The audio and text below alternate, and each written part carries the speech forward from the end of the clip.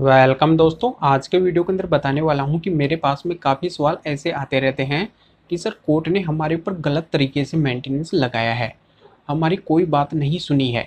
हमारी जो वाइफ है वो पढ़ी लिखी है, वेल एजुकेटेड है, उसने जॉब भी की है या फिर प्रेजेंटली वो जॉब कर रही है। हम यहाँ पे बेरोजगार हैं, हमारे पास में ऐसा कोई रोजगार नहीं है और यहाँ पे हमारे ऊपर कोई ध्यान नहीं दिया है कोर्ट ने और गलत तरीके से मेंटेनेंस लगाया है। हम वाइफ को लाने की तमाम कोशिश भी किए थे, उसको लेने भी गए थे, वो नहीं आई और कुल मिला के गलती उसी की है और फिर भी उसको मेंटेनेंस देना पड़ेगा। तो यहाँ पे हमारे साथ में अन्याय हो रहा है। तो हम चाहते हैं कि पत्नी को मेंटेनेंस ना दें, तो किस तरीके से हम उस मेंटेनेंस के ऊपर ताला लगा सकते हैं। तो पूरी जानकारी आज के वीडियो के अंदर बताने वाला हूँ, किस तरीके से पॉसिबल होगा, किस तरीके से आप उस मेंटेनेंस को देने से बच सकते हैं या फिर उस मेंटेनेंस के ऊपर ताला लगा सकते हैं। तो पूरी जानकारी आज के वीडियो के अंदर मिलने वाली है, बिल्कुल ध्यान से वीडियो देखना है, कहीं से भी स्किप नहीं करना है। उससे पहले बता दूं, इस चैनल को सब्सक्राइब नहीं किए हैं तो सब्सक्राइब भी कीजिए, बेल आइकन दबाइए, वीडियो को लाइक करके शेयर कर दीजिए। तो चलिए शुरू करते हैं।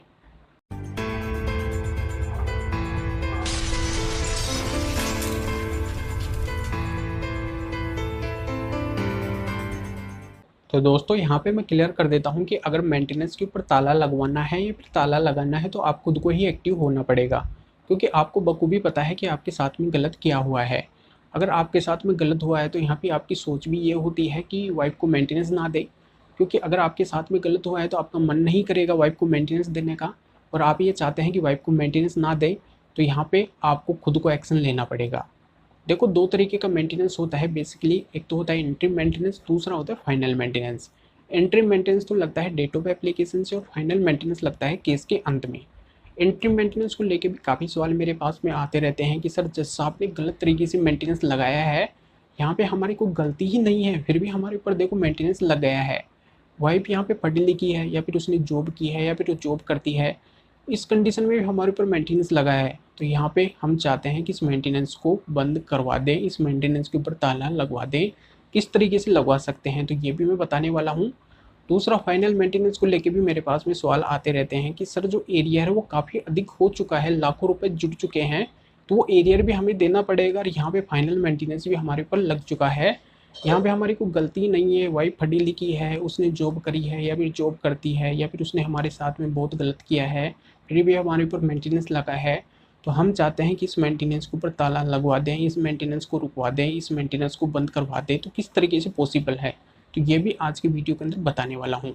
तो यहाँ पे मैं क्लियर कर देता हूँ दोस्तों, इंटरिम मेंटेनेंस हो या फिर फाइनल मेंटेनेंस हो, अपील या रिवीजन के लिए CRPC 392 397 में जा सकते हैं, वहाँ पे अपनी बात रख सकते हैं कि लोअर कोर्ट ने आपके ऊपर अगर गलत तरीके से मेंटेनेंस लगाया है, काफ़ी अधिक मेंटेनेंस लगाया है। प्रेजेंटली अगर आप बेरोजगार हैं, आपके पास में कोई रोज़गार नहीं है या फिर आपकी वाइफ पढ़ी लिखी है या फिर वो जॉब करती है या फिर वो जॉब करती थी, इस बात को अगर वाइफ ने छुपाया है या फिर कोर्ट ने इन बातों के ऊपर कोई ध्यान नहीं दिया है, गलत तरीके से अधिक अगर आपके ऊपर मेंटेनेंस लगाया है, तो आप अपनी बात वहाँ पे रख सकते हैं, विद एविडेंस रख सकते हैं और यहाँ पे उस मेंटेनेंस के ऊपर आप ताला लगवा सकते हैं, उस मेंटेनेंस के ऊपर आप स्टे लगवा सकते हैं, उस मेंटेनेंस के ऊपर आप रोक लगवा सकते हैं।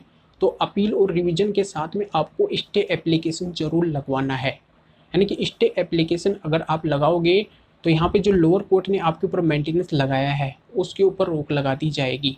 और यहाँ पे अगर काफ़ी अधिक एरियर आपके ऊपर लगा है तो कुछ परसेंट एरियर आप वहाँ पे जमा करवा सकते हैं कोर्ट के अंदर, यानी कि जहाँ पे आप अपील और रिवीजन के लिए गए हैं ना, वहाँ पे आपको एरियर जमा करवाना है, कुछ परसेंट आप वहाँ पे जमा करवा दीजिए और अपील और रिवीजन के साथ में आप स्टे उस मेंटेनेंस के ऊपर ले लीजिए।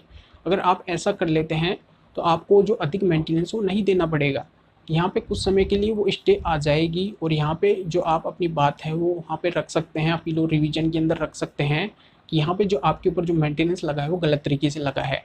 वहाँ पे अगर आप अपने एविडेंस पेश करते हैं तो बिल्कुल उनके ऊपर ध्यान दिया जाएगा, बारीकियों से देखा जाएगा। यहाँ पे आपका मेंटेनेंस भी कम किया जा सकता है या फिर परमानेंटली भी बंद किया जा सकता है। यहाँ पे अगर आप बात रखते हैं कि वाइफ है जो वेल एजुकेटेड है, वो पढ़ी लिखी है या फिर वो जॉब करती थी या फिर जॉब करती है, इस आधार के अगर आप वहाँ पे एविडेंस रखते हैं, यहाँ पे वाइफ की अगर अधिक सैलरी है तो इस कंडीशन में मेंटेनेंस बंद भी हो सकता है। या फिर वो एडल्टी के अंदर है, ये भी बात अगर आप वहाँ पे साबित कर देते हैं तो भी वो मेंटेनेंस बंद हो सकता है। तो इस तरीके के एविडेंस आपको वहाँ पे रखने हैं और यहाँ पे आपका बचाव हो सकता है मेंटेनेंस के अंदर। तो अपील और रिवीजन के अंदर अगर आप जा रहे हैं तो स्टे आपको वहाँ पे लेनी है। अगर आप स्टे लेते हैं, देखो ये कब काम करेगा प्रॉपर तरीके से, आपको कब सफलता मिलेगी इसके अंदर।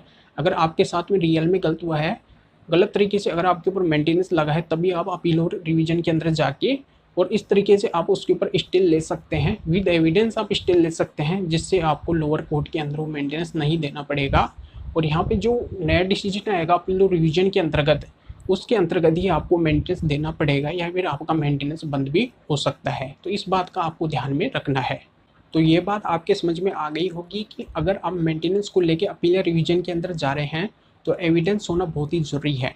अगर आपके पास में एविडेंस है तो उसके ऊपर आपको अपील और रिवीजन के अंदर स्टे जरूर लेनी है। अगर आप स्टे ले लेते हैं तो उस मेंटेनेंस के ऊपर आप रोकथाम लगवा सकते हैं और काफ़ी हद तक आपको इस मेंटेनेंस के अंदर फ़ायदा मिल सकता है। तो पूरी जानकारी आपके समझ में आ गई होगी। तो वीडियो को लाइक करके ज़्यादा से ज़्यादा शेयर कर दीजिए और लोगों को भी जानकारी का पता चल सके। तो फिर आगे मिलेंगे आपसे नए वीडियो नए टॉपिक के साथ में। आप सभी का बहुत बहुत धन्यवाद।